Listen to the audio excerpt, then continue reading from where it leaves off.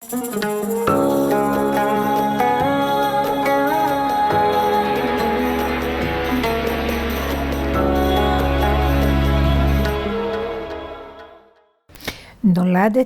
בתוניס לפני 74 שנה. ונולדתי למשפחה לא ציונית, מסורתית אבל לא ציונית. החיים שלנו היו חיים של יהודים בורגניים. כן. באיזה שם נולדת? קלודין? קלודין מה? שואה, זה השם משפחה של ההורים. כן. כן. והייתה לי ילדות די באמת טובה. כמובן, היה לנו כל מה שצריך, היינו אנשים עמידים, אבא שלי היה לו עסק מאוד משגשג. איך קראו לאבא? שמעון. שמעון? סימון בצרפתית, אבל כן. כן. ומה העסק המשגשג? מה היה לו? היה לו, כמו קרביץ פה בארץ, אז בהרבה יותר גדול. וכל הסחורה שהוא הזמין, זה בא מצרפת, לכן הוא היה נוסע כמעט בתדירות פעם בחודש, המזמין סחורות, וכמובן כל העובדים של אבא שלי, כמובן היו מוסלמים, והיחסים בין המוסלמים ליהודים, לפחות מה שאני זוכרת, היו יחסים מאוד מאוד ידידותיים, ידידותיים, טובים, ולא הרגשנו השנאה שיש פה בארץ בין היהודים לערבים. זה נכון שהיו תלויים בנו, כי רוב המוסלמים עבדו רובם אצל יהודים, מן הסתם, וגם בבית היה לנו שתי עוזרות שגרו אצלנו בבית. אז עזרו לי, אמא שלי לבשל, לגעת. אמא עבדה? לא, אמא שלי לא עבדה. איך קראו לאמא? ברטה. ברטה, מאיזה משפחה? משפחת בנאיס, אבל השם שלה זה השם השני שכולם קראו לה, זה פופה, כי הייתה יפהפייה כמו בובה. אז לא, ממש כולם מכירים אותה כפופה, כבובה. הייתה באמת יפה. היא לא עבדה, היה לה חיים מאוד מאוד נוחים, ואני זוכרת בתוך ילדה היינו נוסעים לחוץ לארץ, מה שלא היה מקובל לפני 70 שנה. לאמא שלי דרך אגב עברה רישיון נהיגה, זה לא היה מקובל בתוניס לפני 70 שנה. היא קנתה את הפז'ו המשפחתית, והייתה מסתובבת, זה כולם הסתכלו עליה, כי רק גברים נהגו. לנשים זה לא היה מקובל. שנשים נוהגות. ברור, לפני המון שנים, זה לא בתוניס עוד. אני חושבת שגם באירופה נשים לפני 70 שנה לא נהגו. כן. היא מאוד רצתה להיות עצמאית, כי אבא שלי כל הזמן נסע, ואני זוכרת שהיינו בקרוזים, באוניות שכמו שהיום עושים בקרוז כל אירופה וזה, היינו נוסעים למונקו, אמא שלי מאוד אהבה לשחק בקזינו. היינו ילדים קטנים, היא הייתה משאירה אותנו בחוץ, נכנסת לקזינו, יוצאת, ולוקחים את האונייה וממשיכים. מונטה קרלו, היא מאוד אהבה מונקו, וכל הריביירה הצרפתית. כן. כן? ואבא שלי עבד, ועבד, ועבד, ועבד. כמה ילדים הייתם? 5. 5 ואת איזה? הבכורה. הבכורה. כן. אוקיי. הבכורה והמפונקת. והמפונקת. ומפונקת, כי אני מציינת את זה, כי כשנדבר, כשעליתי לארץ, אני קיבלתי שוק, איך שפה איזה פינוק ואיזה נעליים. הכל השתנה. מה זה השתנה? חסרות בית ו... מה זה? לא, זה היה קשה מאוד. לי, בכלל, אני לא יודעת אפילו אות בעברית. יש הרבה אנשים, למשל עולים ממרוקו, שהם למדו עברית קצת בחוץ לארץ. הם ידעו, אני לא ידעתי כלום. ספר לא ידעתי איך להחזיק מימין או משמאל, לא ידעתי כלום. ועוד סבתא שלי הכניסה אותי לבית ספר דתי. למה? פה בארץ. ובבוקר צריך להתפלל, לא ידעתי איך להחזיק ספר בכלל בעברית. סבלתי נורא, נורא, נורא. רציתי לברוח. בתוניס, הייתם מתפללות נשים? מה פתאום? זאת אומרת, אני באה ממשפחה שחוץ משהסבא היה דתי, היינו מסורתיים. מה זה מסורתי? מסורתי אצלנו זה נקרא ביום כיפור לצום, ובבשר לא אוכלים לחם. כל השנה נוסעים, ואבא שהיה מעשן, זאת אומרת, ממש לא שמרנו. כן, מעשן בשבת. כן, כן. לא היינו, באמת שלא. וקונים ומטיילים. גרתם בשכונה יהודית? לא. גרנו בשכונה במרכז של טוניס, זה נקרא אבניו דה פארי, השדרה של פריז. והיה לנו בית מאוד גדול, ודרך אגב, כשעזבנו את טוניס, כשבאנו שעברנו דירה בתוניס לעוד דירה גדולה, ממי קנינו את הדירה שלנו? מקלאודיה קרדינלה, השחקנית האיטלקייה, יפהפייה. היא פשוט נבחרה, היא איטלקייה שנולדה בתוניס, היו המון איטלקים שנולדו בתוניס. והיא נבחרה למלכת היופי, ואז שלחו אותה לצרפת ולאיטליה כדי לעשות סרטים וזה, אז הם מכרו לנו את הבית. וזה נורא מעניין, כי שחקנית עולמית, זה כמו באמת שחקנית, את עוד צעירה כדי להכיר אותה. לא, אבל היא הייתה שחקנית כמו סופיה לורן, ממש באותה רמה, כן. אז גדלת בתוניס, ולאיזה בית ספר הלכת? הלכתי לבית ספר של גויים, כמובן, לא של יהודים. בית ספר זה נקרא ליסה קרנו, ככה הוא נקרא, ליסה קרנו, כן. ובליסה קרנו, הרי אתם יודעים קצת את ההיסטוריה שבתוניס, לפחות כשאני נולדתי, השלטון היה צרפתי. לא היה, הערבים היו פשוט תחת שלטון, כמו שפה הערבים תחת שלטון ישראלי, הערבים היו תחת שלטון צרפתי, וזה אומר שבכל בתי ספר דיברו רק צרפתית. ערבית דיברו ביניהם בבתים או במקולות, אבל הכל מנוהל רק בצרפתית. אני עד היום הזה לא יודעת מילה בערבית. ההורים שלי כן ידעו. אז בבית איזה שפה דיברו? צרפתית, רק. ונניח ההורים ביניהם באיזה שפה דיברו? הם דיברו בצרפתית. רק צרפתית. וסבא וסבתא? איתנו דיברו בצרפתית, אבל הם דיברו ביניהם בערבית. בערבית. אבל סבא וסבתא זה לא כמו שהיום סבא וסבתא. היינו הולכים לבקר אותם 5 דקות, חוזרים הביתה, כבוד, צריך לתת כבוד. זה בית דתי, ובסדר, צריך לתת כבוד, אמרנו שלום וזהו. גרו לידכם? לא. גם בתוניס, אבל לא על ידינו. גרו בשכונה או ערבית או יהודית, אני לא יודעת, זה בתים ישנים, כולם היו מסביבם ערבים. עיר עתיקה? אני לא זוכרת אם זה עיר עתיקה, אבל זה שכונה מאוד ענייה ושכונה מאוד, לא יודעת, באמת שכונה של סוחרים. זה לא כמו איפה שגרנו, גרנו בשכונה יוקרתית, זה משהו אחר לגמרי. כן. ובכיתה נניח, הייתם רק בנות? לא, מה פתאום? בנים, בנות ובנים באותה כיתה. ברור, כל הבית ספר זה היה בית ספר, זה היה בית ספר צרפתי. כן, אז היהודים, את ידעת נניח מי יהודי ומי לא? כן, ידענו. היו די הרבה יהודים בכיתה שלי וגם של אחי. ידענו, את יודעת איך ידעו, אני למדתי מאבא שאיך יודעים מישהו לפי שם המשפחה שלו. גם עד היום נשאר לי, כשמישהו אומר את השם משפחה, אני כבר יודעת. ואמא שלי אומרת, גם אצל היהודים, לפי שם משפחה, יודעים אם משפחה טובה או לא. אז יש משפחות שלפי השם המשפחה, יודעים שהוא לא ממשפחה טובה. זה נורא, ועד היום נשאר לי. לי ולאחים שלי. זה נשאר. אז לפי שמות משפחה ידעת מי משפחה טובה ומי לא. לא, וגם מי יהודי ומי לא. כן, יהודי ידענו. למה ידענו? כי, תראי, הגויים היו מעט, היו הרבה יהודים בבית ספר, מעט גויים. ערבים, אני לא זוכרת שהיו. ערבים, אולי בגלל שזה היה בית ספר טוב.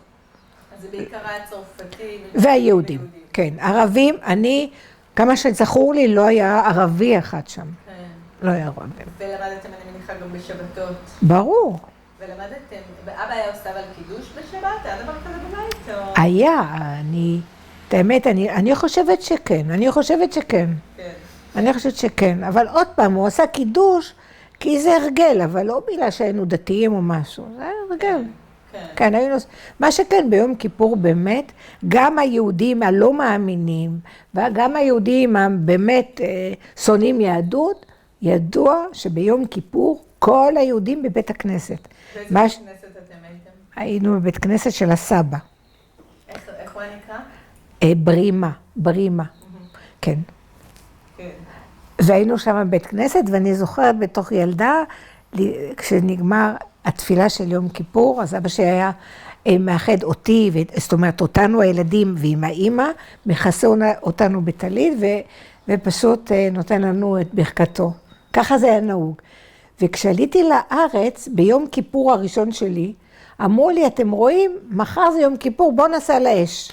אני אמרתי, מה, אני בישראל פה?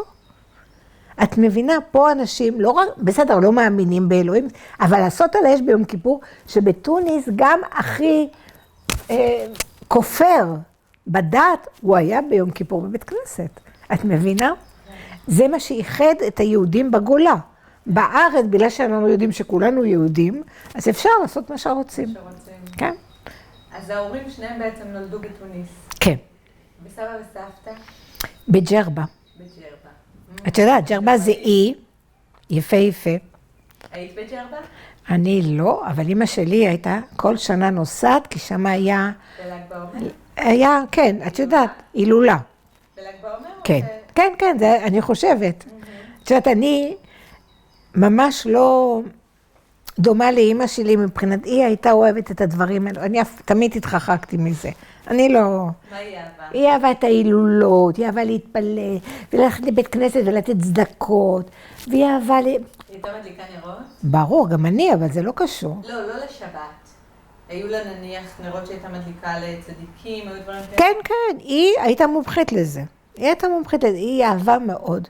באמת, היה לה אהבה שונה לגמרי ממני, זאת אומרת, אני לא אהבתי את כל... היום אני קצת מתגעגעת לזה, כן. שהיא איננה.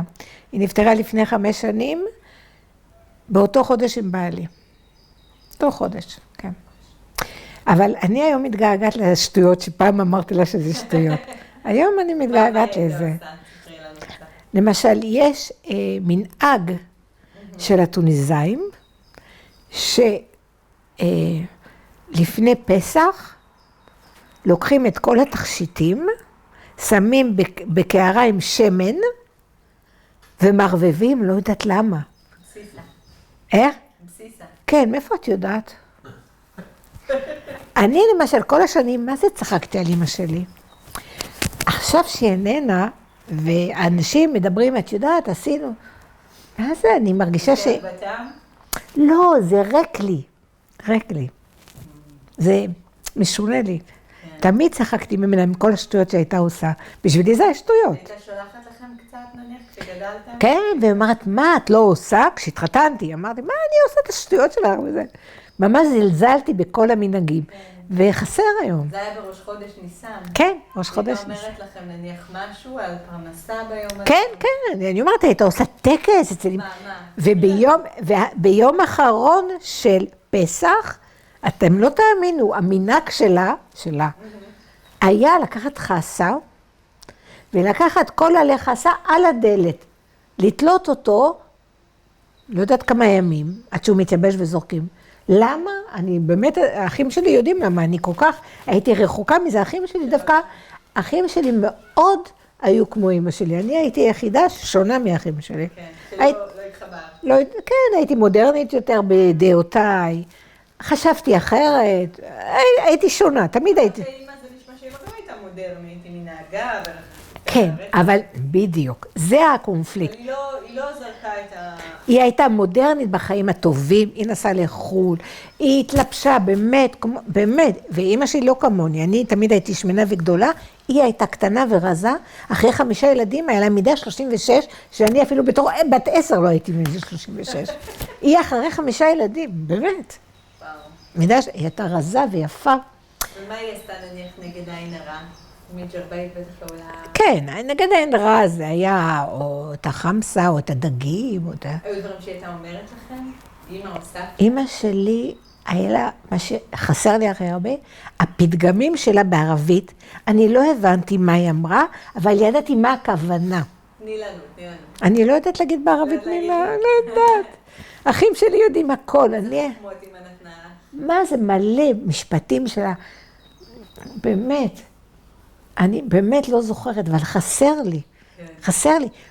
אצלה זה, כל דבר זה פרוברב, לא משפט, זה היה, איך אומרים פרוברב בעברית? פתגם. פתגם, אבל של חוכמה, לא סתם פתגם, מוסר השכל. כל הזמן, כל מה שעשיתי, מצאת את המשפט המתאים. כל מה שעשיתי, וזה הרגיז אותי נורא. למה? כי כל הזמן היה לה תשובות על מה שאני עושה. כל מה שאני היה לה זה. כל הזמן. בטח, את לא רוצה שידעו מה את חושבת, אז כל הזמן, וזה מה זה עצבן אותי? אבל היא המשיכה בשלה.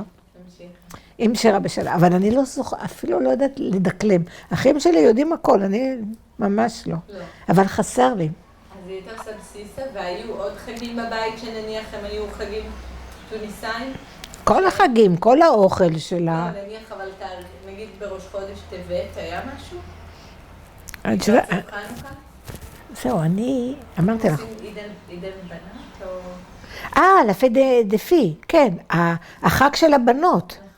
נכון, וגם היה חג של הבנים גם. תכף נגיע גם לחג של הבנים. חג של הבנות, וואו, היא הייתה עושה, איזה אוכל היא הייתה עושה לנו בחג של הבנות? היא הייתה עושה אוכל מיוחד, אני לא זוכרת מה.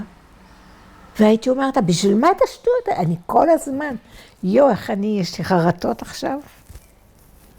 כל הזמן, לא זוכרת איזה אוכל היא הייתה עושה לנו בחג. אני חושבת קוסקוס עם דגים. קוסקוס עם דגים. וחג של הבנים זה היה חגיגה גדולה. היא הייתה עושה הכל במיניאטורה. למה? אני לא יודעת. זה היה מה? סעודת יתרו? סעודת יתרו, הכל בקטן.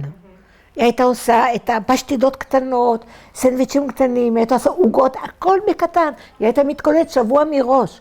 וכמובן אני, עם הפה שלי, מה את מתעסקת בשטויות? ככה זה צריך להיות, ככה זה צריך להיות. וכשהתחתנתי, אמא שלי, באמת, עד שנפטרה, בגיל 85, אפילו יותר, כל הזמן, בכל חג, בכל יום הולדת, הייתה לוקחת 2 אוטובוסים, באה אליי ומביאה לי את כל הדברים. כל המטעמים. הכל, הכל. אפילו שהייתה ממש מבוגרת. היא הייתה לוקחת אוטובוסים שאני ימשיך את המסורת שלה. כל העוגות, כל המאכלים. היא הייתה באה אליי ביום הולדת, מביאה לי זר פרחים עם עוגה. עד גיל 88, 89. היא נפטרה בגיל 92. זאת אישה מאוד מיוחדת. אישה, כן. רק אני הייתי שובבה. הייתי מאוד שובבה, באמת. אז עידן בנת וסעודת יתרו, והיו עוד נגיד מוקדי ציון מיוחדים בבית לתאריכים מסוימים? היו, בטח שהיו. אני לא יודעת אם אני זוכרת הכל, אבל היו, כל הזמן היה משהו. אצל אמא שלי כל הזמן היה סיבה לחגיגה. באמת, כל הזמן היה לה.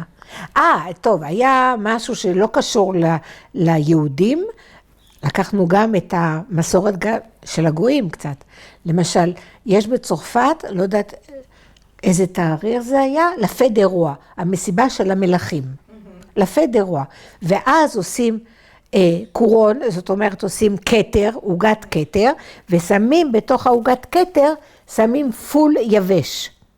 ומי שמוצא בפרוסת עוגה שהוא אוכל את הפול, מגיע לו מתנה. זה לפה דה רוע. זה, כן, למרות שבאנו לישראל, היא המשיכה לעשות את זה, למרות שזה לא קשור ליהודים. היום למשל, בראשון למאי, חילקו מוגה. מוגה זה הפרח הלבן, את יודעת? אחר כך אני אראה לך, כי שלחו לי מצרפת חברות שלי. זה פרח לבן כזה מיוחד, שמגדלים לראשון למאי. זה מביא מזל, וזה נהוג בצרפת, שאחד שולח לשני את הפרח. ראשון למאי, כן, למוגה. כן, יש לנו את זה, ואני אראה לך מאוד יפה. איזה עוד היה לה? היה לה מלא דברים.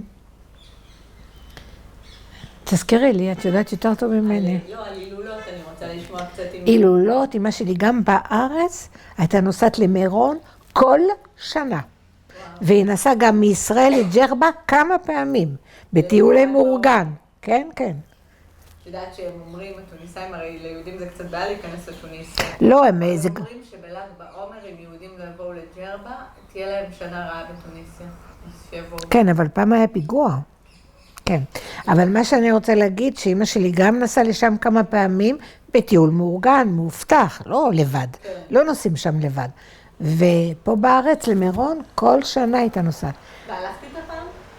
אני אספר לך משהו, באתי לבקר את הסבתא, הייתי בת 12, 11, אמא שלי באה, כמובן, עם דרכון מזויף, לא של טוניס, כדי להיכנס לישראל, אי אפשר היה.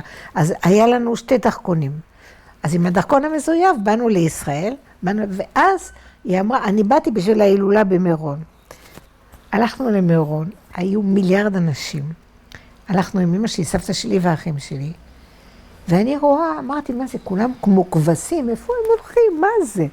וכולם הולכים, ואני צחקתי, כמעט התעלפתי מצחוק שם. ומישהו אמר, תהיה רצינית, פה זה איזה הילולה, אז אנשים באים להתפלל. אני לא יכולתי להתאפק. צחקתי, וואו, אני לא אשכח את זה. צחקתי, כמעט התעלפתי מצחוק על הרצפה, מרוב אני רואה, כולם כמו כבשים הולכים לשם, הם הולכים לשם. אמא שאומרת, איך את מדברת? זה דבר רציני. ולא רק זה, שם הולכים, למי שיש ילדים, בנות רווקות, יש שם מדליקים משהו עם ביצה, היא סיפרה לי, אתה שמעת על זה? שמעת על זה. הם שמים בתנור מסוים, ביצה, ועושים ברכה למי שיש בנות שרוצות להתחתן ולא התחתנו. היא לא עושה את זה בשבילי, כי אני בגיל 19.5 התחתנתי. אבל היא עשתה לבנות של החברות שלה שלא התחתנו. הייתה נוסעת ושמה ביצה ועושה... את האמת, מה הייתה אומרת? תפילה שהם התחתנו. את האמת אני אגיד לכם, אני כל השנים, מה זה צחקתי מכל השטויות האלו? היום אני התבגרתי, ואני אומרת, אולי בכל זאת יש משהו. אני לא יודעת. אבל אני תמיד הייתי אנטי. מאוד אנטי. באמת. אבל קיצונית הייתי אנטי. וזה היה החיכוך עם אמא שלי. למה אני... כל כך נגד. נגד. והיא אומרת, בטח, את לא עושה, כי את עושה לי דווקא. בגלל זה את לא רוצה, את מבינה? אבל אחים שלי, עד היום הם ממש ממשיכים את הדרך שלה יותר טוב ממני. הנה, קחי. אז ככה דיברנו על התפילות שהייתה עושה לרווקות, אז רציתי לשאול אם באמת היא הייתה עושה עוד, אם היו לכם עוד נקודות ציון בחיים, שאמא הייתה מתפללת במיוחד ועושה איזשהו טקס עם משהו אחר?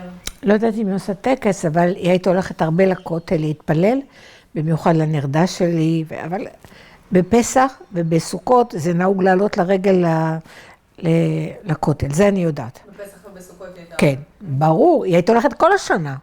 ובתוניס היא הייתה הולכת לקברי צדיקים, היה משהו? היה, אני אומרת לך, אני לא הייתי כל כך מעורה איפה היא הולכת, אבל תמיד הייתה הולכת. והייתה הולכת גם מצד השני, שזה נגד הדת לפי דעתי, למגלת עתידות, שאנשים הדתיים לא מאמינים בדברים כאלו, אבל היא הייתה הולכת. טוניסאית או יהודיה? ערבייה. ערבייה. כן, את העתיד, שתקרא. פעם אחת הלכתי, ולמה אני זוכרת? כי נכנס אצלנו גנב. ואז, שהייתי בת 10, לפני 74 שנים, 64 שנים, אז היא הלכה לערבייה, והערבייה הביאה כזה כמו כוס עם שמן, והיא אומרת לי, היא רצה לפנט אותי, שאני אראה מי הגנב בתוך הכוס.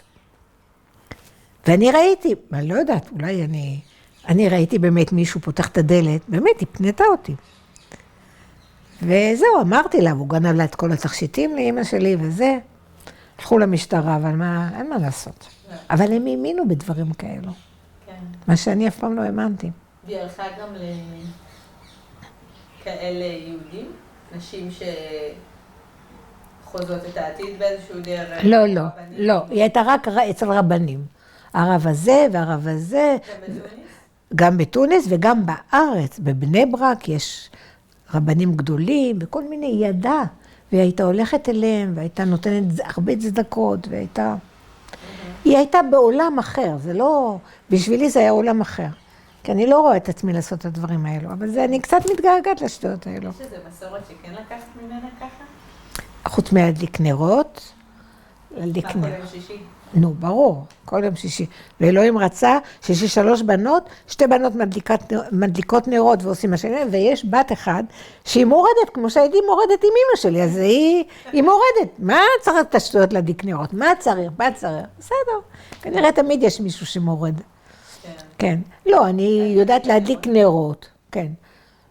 ושאר הדברים אני לא עושה, מה היא עושה? היא הייתה עסוקה כל החיים בדברים כאלו, אין לי סבלנות לזה. כן. אין לי משהו, וכמובן חגים.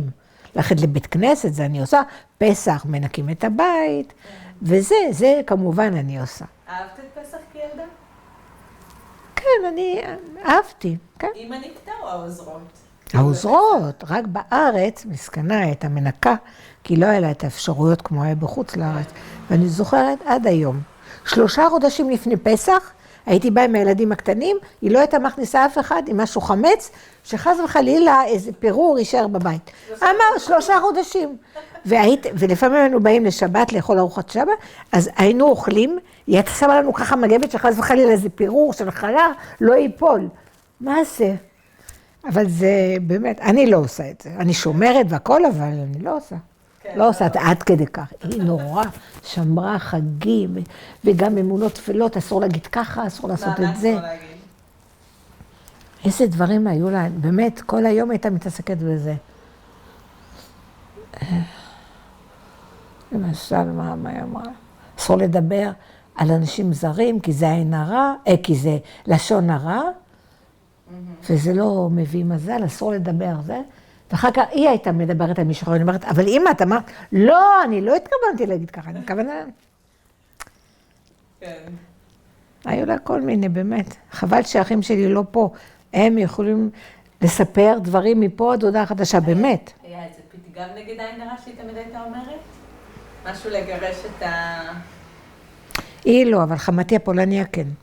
פולניה, אבל זה... החמתי הפולניה נולדה לי ילדה בחורה שוודית, בלונדינית עם עיניים כחולות, שוודית. הייתי אומרת, תראי איזה יפה, היא אומרת, מה זאת מכוערת? מכוערת, פו, איזה מכוערת.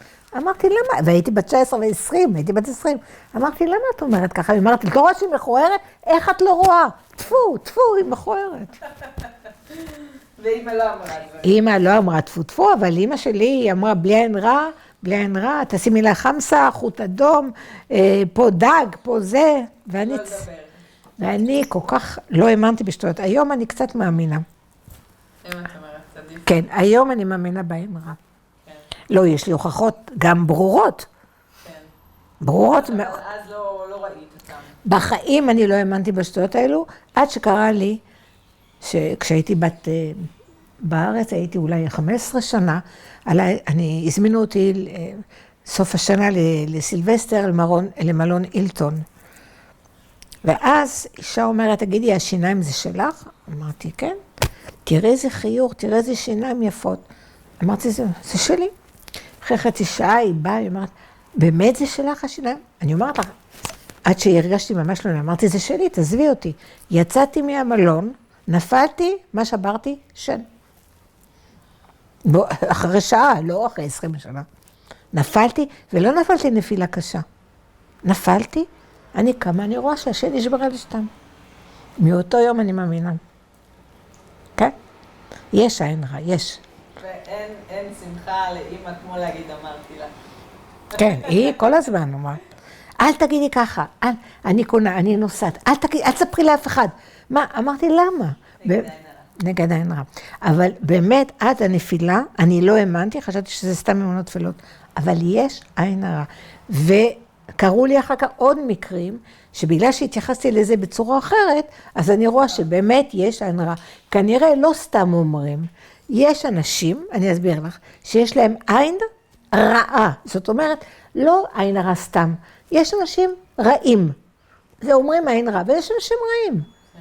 וכשטוב לך, בן אדם טוב מפרגן, בן אדם רע, או מחייך, או מראה יפה, אבל בלב שלו הוא מקלל אותה. זאת אומרת, יש כוונות רעות לאנשים. לא לכולם. יש אנשים רעים? יש. אין ספק שבחיים שלי פגשתי המון אנשים כאלו. אני התגרשתי מבעלי הראשון, עבדתי במכון התקנים ברמת אביב 40 שנה, לא חשוב, ואני זוכרת בתור גרושה עם 3 ילדים קטנים, הבת שלי הייתה בת 1.5 שנה. לא היה לי עבודה, לא בית, לא כלום. קמתי עם 3 ילדים, עזבתי את הבית. יש יותר גרוע מזה? לא היום, לפני 45 שנה. לא היום. היום כל בן אדם שלי הוא גרוש. מי שלא גרוש, צוחקים עליו. אז זה היה נדיר, ובאתי לעבוד. כמובן, אודם, מתלבשת רגיל, וכולם אמרו, תראי זאת, חיים טובים יש לה. תראי את זאת, תראי את זאת. פשוט כל הזמן אנשים רעים, לא עוזבים אותך, לא עוזבים אותך. זה קשה, מאוד קשה, מאוד קשה. אבל בסדר, מה לעשות? זה צריך להתמודד עם אנשים קשים. אז את למדת בליסי קרנו. ליסי קרנו, oui.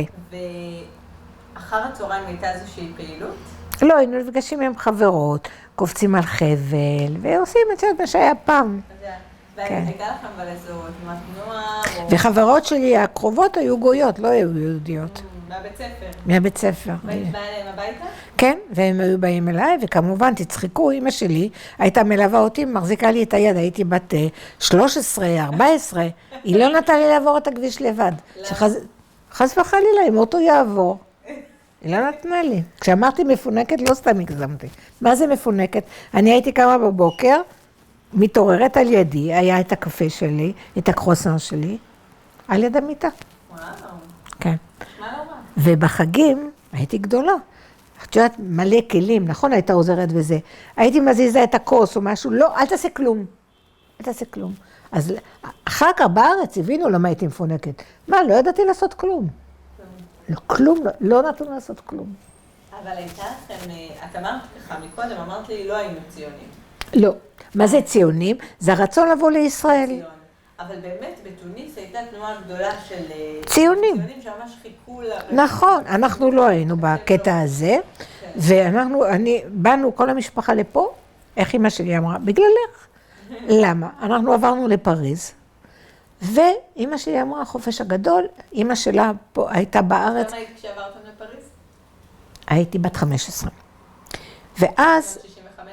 כן, בדיוק. ולמה עברתם רגע?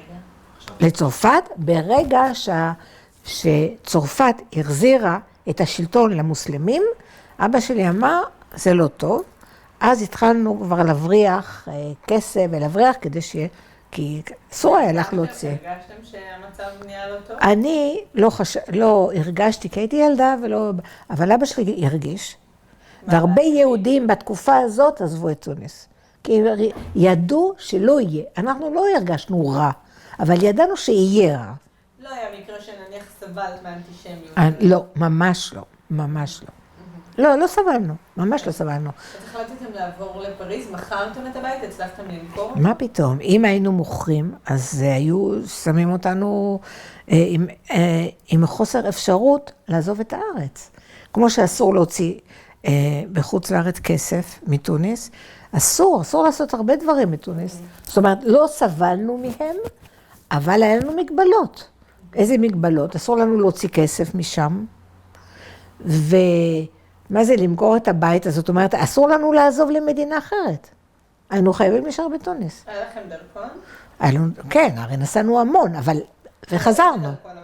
דרכון תוניסאי. תוניסאי. כן. כן. מותר לנו לנסוע לחו"ל, אבל חוזרים. אין דבר כזה לעזור. אז אבא שלי, כמובן, לא ימכור את הבית ואת העסק, אז ידעו שאנחנו עוזבים. השארנו את הכל. ונסענו בכמה נגלות. זאת אומרת, בהתחלה אני ואמא שלי ואחים שלי, ואבא שלי נסע עם עוד שני אחים שלי, חודש אחרי זה, כדי שלא ירגישו. אבל השארנו את הכל, כמובן, הערבים השתלטו על זה ולקחו את הכל. אבל מה שכן, אבא שלי הצליח להוציא די הרבה כסף דרך ערבי. זאת אומרת, הוא נתן לו $1,000, 500 אתה, 500 תכניס לי לבנק. וככה הוא העביר את כמעט כל הכסף שלו. אין אפשרות אחרת. אפשר.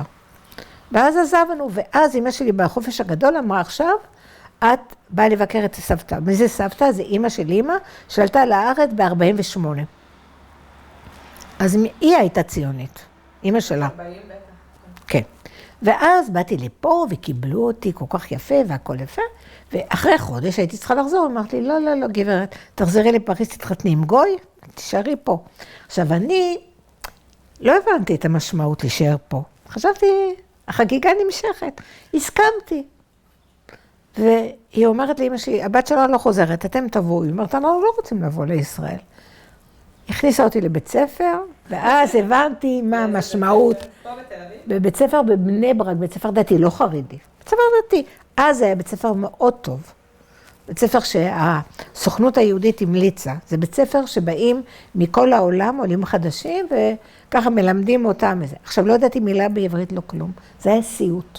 אמרתי לסבתא שלי, אני רוצה לחזור. היא אמרת לי, לא, את נשארת פה. קיצור, עד שההורים שלי מתו, הזכירו לי כל יום שהם סבלו פה בגללי. רגע, אבל סבתא, את בעצם לא הכרת אותה לפני, נכון? לא.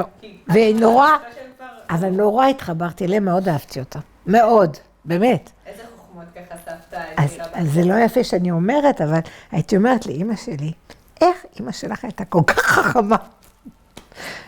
ממש לא יפה מה שעשיתי, אני מצטערת. איזה אישה חכמה הייתה, ואני מוכרחה לתת לכם דוגמה. היא הייתה חיה, את יודעת, הם עזבו, היא עזבה עם שתי בנים שלה והאם הזה, וגרו כולם בלוד, קיבלו ב-48 בית פרטי, ערבי, לגור שמה, והדוד שלי בתוניס התחתן עם יהודיה, שהחברה שלו בגיל 18, הוא היה בן 18, היא הייתה בת 17. ואז עלו ביחד עם הסבתא וגרו כולם ביחד, כל המשפחה גרה. ואני באתי לחופש, הם היו נשואים עם שתי ילדים קטנים, והדוד שלי, אח שלי, מה שהוא עלה לארץ עם הסבתא, עם אשתו, אני לא אשכח, יום אחד אני באה ואני רואה שהוא צועק על אשתו, למה? תראה, החולצה הלבנה במכונת כביסה היא יצאה ורודה. אז היא אומרת לו, אבל, הוא אומר, אין אבל, והוא התחיל לצעוק עליה, ואני ישבתי מסתכלת, ואז באה סבתא שלי, 1.5 מטר על 1.5 מטר, ממש, קטנה כזאת, יוצאת, היא אומרת, למה אתה צועק עליה? אז הוא אומר, תראי, היא אומרת, אני עשיתי כביסה. זה לא היא עשתה. אני עשיתי כביסה, הוא אומר, למה זאת אומרת?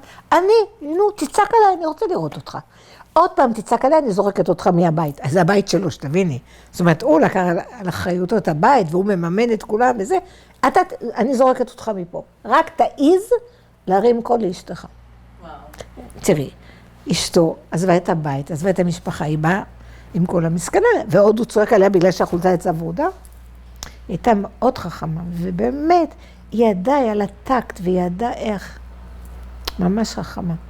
אמא שלי פחות הייתה. היא ניקה לי קודם כל הרבה ביטחון עצמי.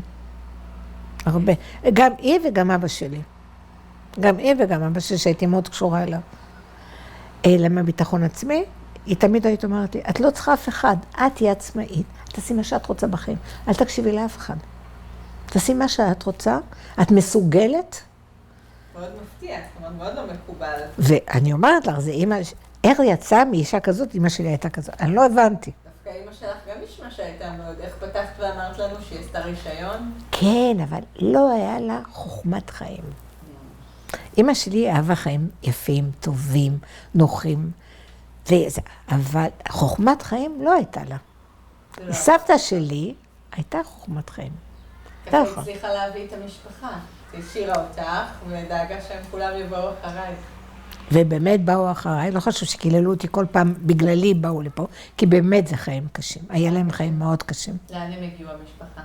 המשפחה, הם קנו 2 דירות מהכסף שהוציאו, וקיבלו מהמדינה דירה ביפו גבול בת ים. זה ממש מול הים, דווקא מקום טוב. ושם הם היו. אני לא הספקתי הרבה להיות איתם, כי עשיתי את אותך, התחתנתי, כן? כן. ובמיוחד שההורים אמרו לא להתחתן, אז זה עוד סיבה כדי להתחתן, כי אמרו לי לא. ברור. אז זהו. הם לא הבינו שהם היו צריכים להגיד לך כנראה.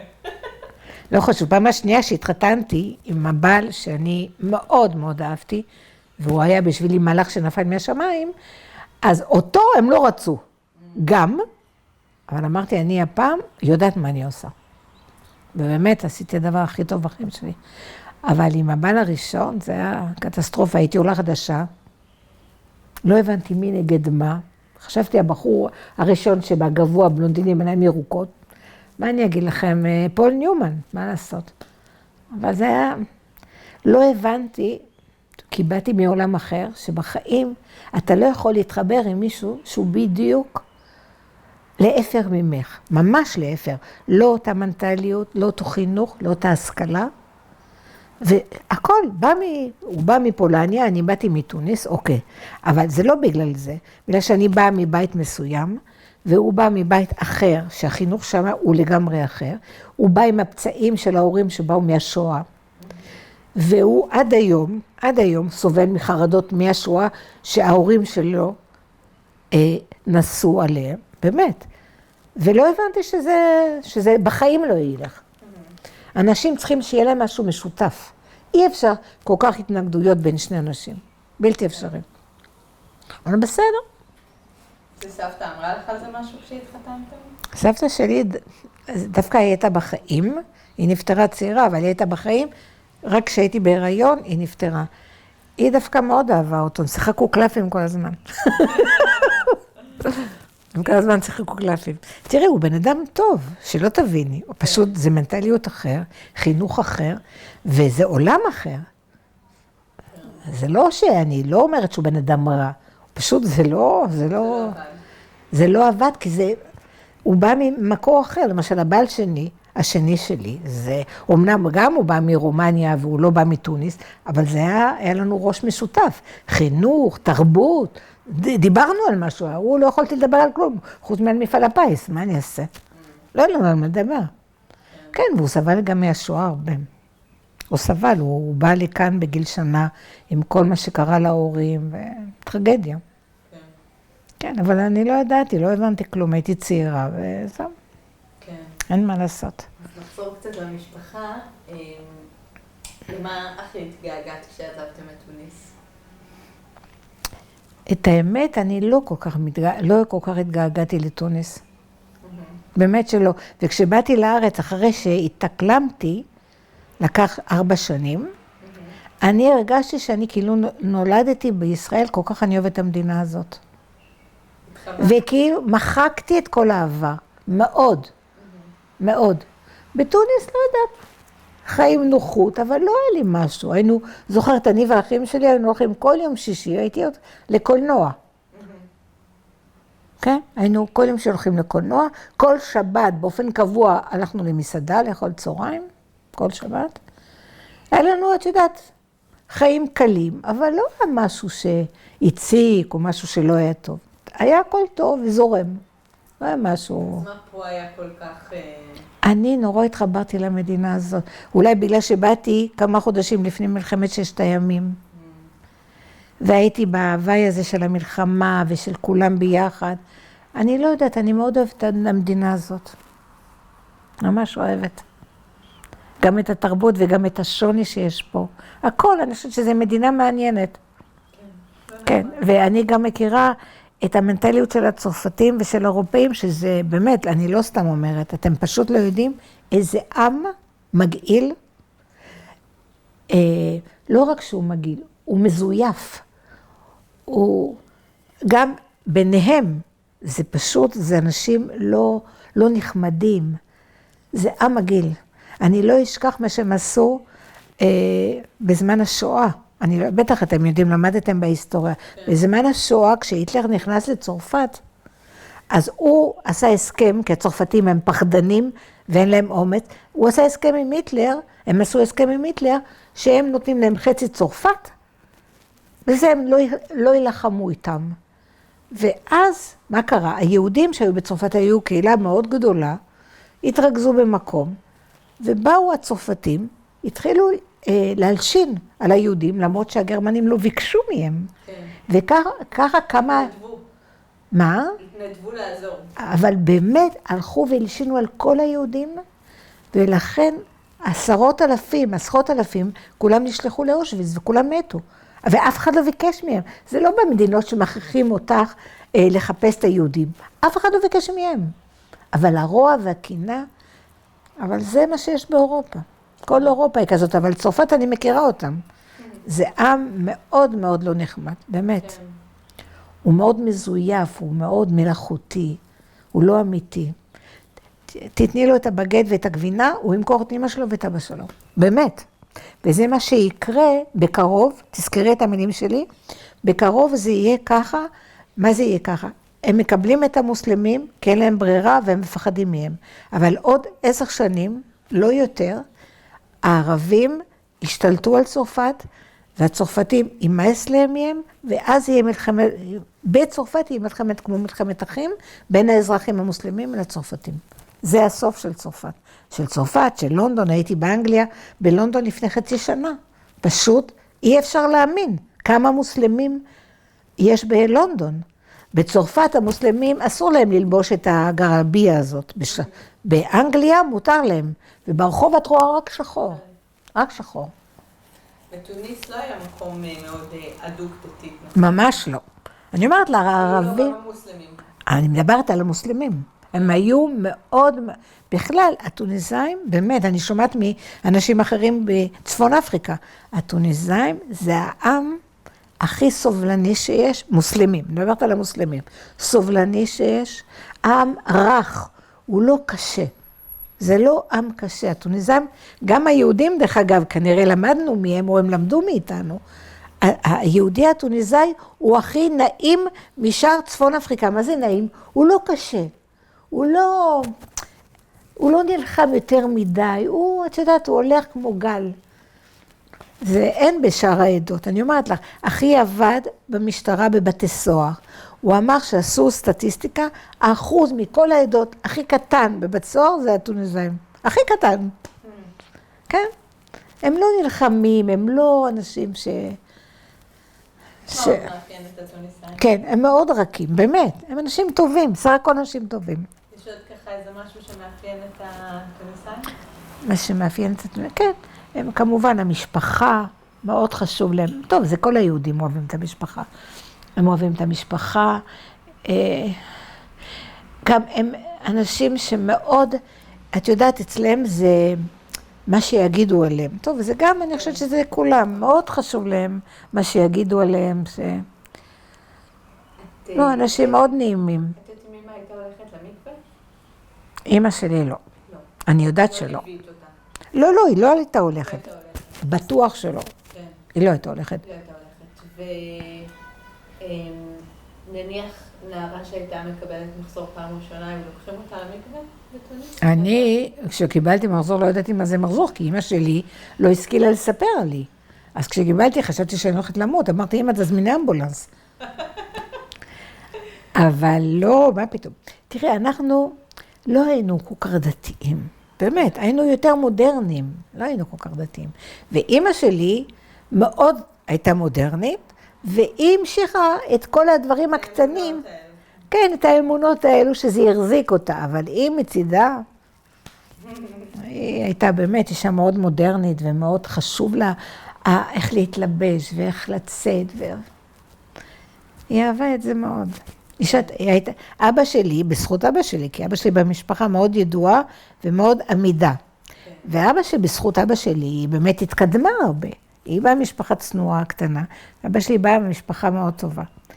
אז אני זוכרת, הוא היה... המשפחות הכירו את במקור, עוד בג'רבה הם הכירו? כן, לא, מה פתאום, זה היה שידוך, זה היה שידוך שהיא, המשפחה שלה רצה, בגלל שהייתה מאוד יפה, הם רצו בעל עם אמצעים.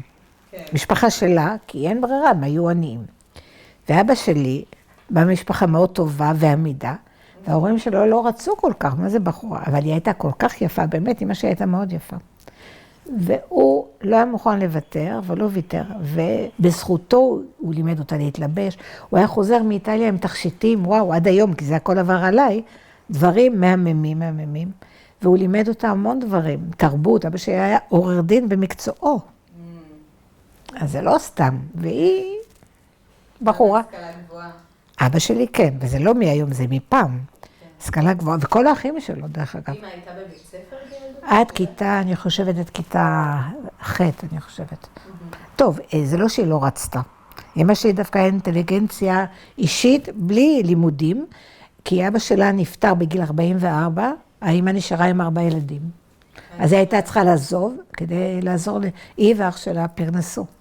לכן הם חיפשו לה, איך אמא שלי אמרה לי, היא אמרת, אמא שלי לא רצה להתחתן עם אבא שלי, כי היה לה עדיפות משלה, אבל את יודעת, אז זה לא היה הולך ככה. לא שאלו אותה. לא, שאלו אותה והסבירו לה שזה יעזור למשפחה אם היא תתחתן איתו, לא הכריחו אותה. לא, ממש לא. אבל היא מאוד התחשבה בבית, מאוד התחשבה, היא הבינה את המצב. לא הכריחו. לא, היא לא הייתה צעירה, היא הייתה בת 21, הוא היה בן 31, 10 שנים יותר. אבל לא הכריחו אותה, אבל הסבירו כמה קשה, באמת היה קשה. אלמנה בתוניס, בגיל 42, 43, עם 4 ילדים קטנים, היא לא עבדה בחיים. את יודעת, זה גם לא היה נהוג. מה היא תעבוד? היא כל הזמן הייתה בבית. אמא שלי הבינה. באמת, היא הייתה מאוד, מאוד אהבה את המשפחה של אמא שלי. ולכן, שהם באו לפה, מאוד היה לה קשה בלי אמא שלה. מאוד. היו כן. דברים שאמא או סבתא כן הסבירו לך ככה על נשים? כלום, כלום. זה היה טאבו. זה היה נושא טאבו. לא מדברים על דברים כאלו, וכשאני התחתנתי והתחלתי לדבר על דברים, אמא שלי הייתה מסמיקה. כי אני, את יודעת, אני יותר חופשיה. היא לא מדברים על זה, לא מדברים על זה, לא מדברים על זה. התביישה, כי זה חינוך שמרני. כן. אנחנו אחרת, אבל תדעי לך שהאחים שלי גם שמרנים. אני היחידה שלו. אחים שלי מאוד שמרנים. אני רוצה ככה לסיום, קלודין, אם את יכולה לתת לנו מסר לחיים, מניסיון החיים העשיר שלך. באמת היה לי ניסיון חיים ארוך ומגוון. באמת, מגיל 16.5, קודם כל בגיל 25, סליחה, קמתי עם 3 ילדים ועזבתי את הבית. תאמיני לי, גם העורך דין שלקחתי, הוא אמר לי, גברת, אני הרבה שנים עורך דין, עוד לא פגשתי אישה, בלי בית, בלי עבודה, בלי כסף. לקחתי 3 ילדים ועזבתי את הבית. ואני זוכרת שאבא שלי, זה באמת חשוב להגיד, אבא שלי אמר, את היית צריכה להתגרש לא מחר, אלא אתמול. ואמא שלי אמרה לי משפט, שלכן אמרתי שאין לך חוכמת חיים, אמרה לי, קלודין, את נשארת עם בעלך, את לא מתגרשת? כי גם אני סבלתי עם אבא שלך, לא התגרשתי. אמרתי, אל סבלתי עם אבא שלך, אני לא אסבול, כי לא נולדתי כדי לסבול. אני נולדתי כדי לחיות את החיים שלי, ולא לסבול עם בן אדם שאין כלום איתו. ולכן היא לא עזרה לי. והמזל שלי, המזל הגדול שלי, שהייתי צריכה כסף, הרי את לא יכולה עם 3 ילדים קטנים, הבת שלי הייתה קטנה, בת 1.5 שנה. את צריכה להתפרנס. ואז מצאתי מהר עבודה, הלכתי, שכרתי דירה, ואחרי חודשיים, הבוס שלי, הוא התאהב בי. ואיתו התחתנת? ואיתו התחתנתי, והוא לא עזב אותי, והוא פתח לי גם עולם שאני כל החיים רציתי. עולם של השכלה, של תרבות, של עולם, הוא היה מרצה במכון ויצמן, הוא היה מרצה בטכניון, היה לו משרד הנדסה, והוא היה מומחה לאנרגיה, לא אטומית, אנרגיה, שכחתי לך זה נקרא, הוא היה מומחה, היה ממש, ואת יודעת, אחרי הטמבל שהכרתי, מה, איזה עולם. והוא גידל את 3 הבנות שלי, ועזר להם לקנות כל אחד דירה, ולקח אותם לכל העולם. את מבינה? ואמא שלי שאמרה לי, אל תתחתני איתו. היא אמרה לי, קלודין, איזה מזל יש לך? אמרתי, את יודעת למה? כי בחיים צריך ללכת לפי מה שאת מרגישה, לא מה שצריך. אם את מרגישה שזה זה, תלכי. ואם את טועה, לא קרה כלום. אפשר לנסות עוד הפעם. לא קרה כלום. צריך לנסות. מי שלא מנסה לא יודע. לא יודע, צריך לנסות. ועד היום, גם בציורים, היא אומרת לי, קלודין, אמרתי, אני מנסה. אני אוהבת לנסות, לפתוח את העיניים, לפתוח את האוזניים, ולנסות, וללכת. באמת, אני עושה דברים שבחיים לא חשבתי שאני אעשה. באמת.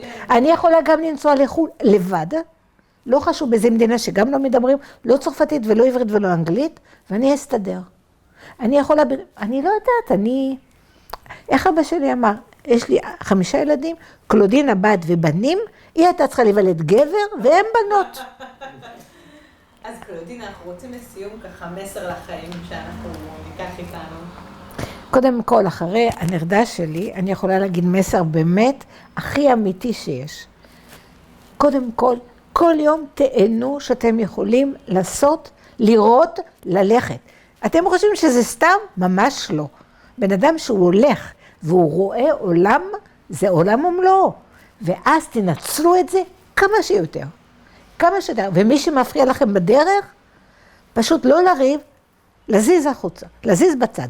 לזיז. כל דבר שמפריע לך בחיים, תזיזי בצד ותמשיכי הלאה. ולא להצטער על אתמול, לחשוב רק היום ומחר. מה שהיה, מת, נגמר. באמת. ועוד דבר הכי חשוב לפי דעתי, זה להיות עם המשפחה כמה שיותר. כי באמת, אני אומרת שמאבדים את המשפחה, נורא מצטערים. להיות, גם אם יש להם דעות אחרות, כמו שלי ולאמא שלי. צריך להיות ביחד. אני נורא מתגעגעת אליה.